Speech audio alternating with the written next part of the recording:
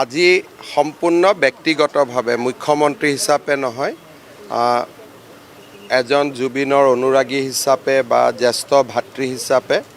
গৰিমাৰ লগত কিছু সময় কটালোঁ জুবিনৰ ভনীয়েক পামেৰ লগতো কিছু সময় কটালোঁ জুবিনৰ পিতৃ দেৱতাকো প্ৰণাম জনালোঁ আৰু আজি কোনো মোৰ ইয়াতে অফিচিয়েল ভিজিট নাছিলে সম্পূৰ্ণ ব্যক্তিগতভাৱে কিছু সময় কটাম বুলি আজি আহিছিলোঁ আৰু এঘণ্টা সময় গোটেই পুৰণা কথা বতৰা পাতি কটালোঁ আৰু গৰিমা কলেজত মোৰ লগত একেলগে পঢ়িছিল কটন কলেজত মই সিনিয়ৰ আছিলোঁ আৰু গতিকে বহুত দিনৰ পৰা জুবিন গৰিমাক মই ভাল কৰি জানিছিলোঁ গতিকে অকণমান মনৰ যিটো কয় দুখৰ সমভাগী হোৱা সেইটো কাৰণে ইয়াত আহিছিলোঁ আৰু বাকী কোনো কেছ গোচৰ এইবিলাক আমি একো পতা নাই খালি ব্যক্তিগত যিখিনি দুখৰ সমভাগী হোৱাৰ যিটো প্ৰচেষ্টা সেইটোৱে আছিলে হ'ব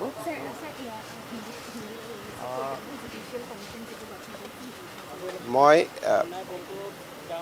State Government of Assam has constituted a judicial commission under the chairmanship of sitting judge of Guwahati High Court, Sri Soumitra Saikia, so that anyone who wants to speak or who wants to provide us with any information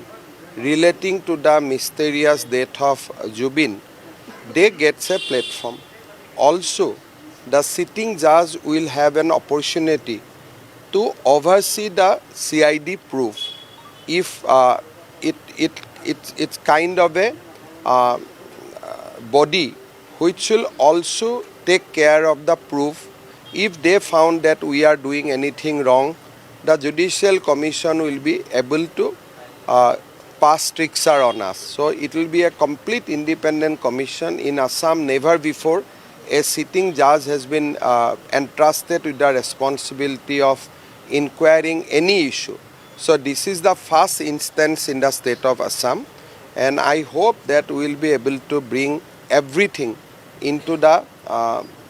public domain once investigation is completed.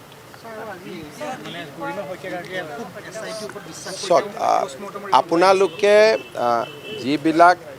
ইনভেষ্টিগেশ্যনৰ সময়ত বিভিন্ন কথা বতৰা ওলাই থাকিব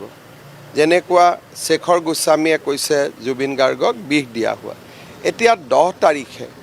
জুবিনৰ যিটো ভিছৰা বুলি কয় ভিছৰা পৰীক্ষা ৰিপৰ্ট আহিব গতিকে 11 তাৰিখে আমি গম পাই যাম যে আসলতে কি আছে কি নাই কিন্তু পুলিচৰ দায়িত্ব হ'ল যোনে যি কয় কেছ ডায়েৰীত লিখিব লাগিব গতিকে বহুতে ভাল ক'ব বহুতে বেয়া ক'ব পুলিচে লিখি যাব আৰু আপোনালোকে গম পাই থাকিব কিন্তু সেইবিলাক পুলিচৰ কথা নহয় সেইবিলাক এজন সাক্ষীয়েহে কোৱা কথা সাক্ষীৰ ভাষ্যটো পুলিচৰ ভাষ্য নহয় আজি যিটো বিষ দিয়া বুলি গোটেই পেপাৰত কথাটো ওলাইছে এইটো পুলিচৰ ভাষ্য নহয় এইটো হ'ল এজন অভিযুক্তৰ ভাষ্য এতিয়া তেওঁ এই ভাষ্যটো কিয় দিছে নিজক বচাবৰ কাৰণে দিছে নেকি বা কাবাক ব্লেম কৰিবৰ কাৰণে দিছে নেকি এই গোটেইবোৰ তদন্ততহে ওলাব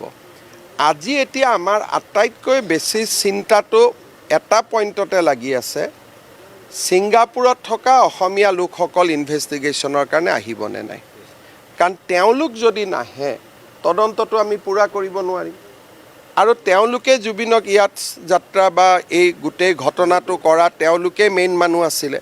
গতিকে এতিয়া অসমবাসী ৰাইজে হেঁচা দিব লাগে ছিংগাপুৰৰ অসমীয়া সমাজখনক যাতে তেওঁলোকক পঠিয়াই দিয়ে বাকীটো আমি যাক আনিব পাৰিলোঁ আনিলোঁ কিন্তু এওঁলোক ছিংগাপুৰত বহি আছে আৰু দুই এজনে আমাক লিখিছে এইটো অসুবিধাৰ কাৰণে আহিব নোৱাৰোঁ অমুক নোৱাৰোঁ কিন্তু অসমীয়া হিচাপে সেই মানুহকেইজনৰ দায়িত্ব আছে আৰু আজি এতিয়া ছিংগাপুৰত আছে মোৰো এক্টিয়াৰৰ ভিতৰত নাই ভাৰতৰ ভিতৰত থাকিলেতো ধৰি আনিলোহেঁতেন ছিংগাপুৰত আমি অসমীয়া ৰাইজে তেওঁলোকৰ ওপৰত হেঁচা দিব লাগে ছিংগাপুৰৰ অসমীয়া মানুহখিনিৰ ওপৰত যে আপোনালোকে যেন তেওঁলোকক পঠাই দিয়ে কাৰণ তেওঁলোক ইয়াত নাহালৈকে গোটেই ঘটনাটো কোনেও জোৰা লগাব নোৱাৰিব গতিকে মোৰ মনত যিটো চিন্তা হৈ আছে শেখৰ গোস্বামী শ্যামকানু মহন্ত সিদ্ধাৰ্থ শৰ্মা অমৃত প্ৰভা এইবিলাক এতিয়া আমাৰ হাতত আছে আমি যেনেকৈ নহওক সঁচা কথাটো তেওঁলোকৰ পৰা উলিয়াব পাৰিমেই কিন্তু আটাইতকৈ বেছি চিন্তা হৈছে যে ছিংগাপুৰত থকা এই মানুহবিলাক 6 তাৰিখে আহিব নে নাহে। যদি নাহে আমি আকৌ এটা পাকচক্ৰত সোমাই যাব লাগিব। গতিকে তেওঁলোকক আমি সকলোৱে হেঁচা দিব লাগে, তেওঁলোক যাতে যেনে তেনে অসমলৈ আহে। আইনৰ জৰিয়তে অনাৰ ৰাস্তা এটা বেলেগ, কিন্তু মানুহৰ হেঁচা হ'লে সোনকালে আহিব। কেছৰ লাভ কি হ'ব? তেওঁলোকতো আছে ছিংগাপুৰত, অসম পুলিচেতো ছিংগাপুৰত যাব নোৱাৰে। আমাৰ ইয়াতে কেছ ৰেজিষ্টাৰ কৰোৱা কিছুমান মানুহ আছে, কেছটো ৰেজিষ্টাৰ কৰি দিলে আপুনি নিউজ দিলে তেওঁলোকৰ নামটো হৈ গ'ল, কিন্তু অসম পুলিচে ছিংগাপুৰৰ কেছ লৈ কি কৰিব? অসম পুলিচৰতো ছিংগাপুৰত যোৱাৰতো কোনো এখতিয়াৰ নাই। গতিকে ছিংগাপুৰত আমি যিটো হেঁচা বুলি কয় যে অসমীয়া মানুহে অসমীয়া মানুহক যিটো হেঁচা প্ৰয়োগ কৰে, আমি তেওঁলোকক মানসিক হেঁচা প্ৰয়োগ কৰিব লাগিব, তেওঁলোকৰ মাক দেউতাকক হেঁচা প্ৰয়োগ কৰিব লাগিব যে ল'ৰা ছোৱালীক লৈ আহক। আমি ইয়াতে এই কেছ দিয়া মানুহকেইজনেতো পাব্লিচিটিৰ কাৰণে কেছ দিয়ে, যিটোৱে হওক তেওঁলোকে কেছে দি দিয়ে। জুবিন ইয়াতে ঢুকাইছে, জ্যোতিৰাদিত্য সিন্ধিয়াৰ ওপৰতো কেছ দি দিছে। এইটো এটা বেলেগ ধৰণৰ মানুহ, কিন্তু কেছেদিতো অসম পুলিচে আনিব নোৱাৰে। মৰিগাঁও থানাৰ পুলিচে ছিংগাপুৰৰ পৰা কেনেকৈ আনিব?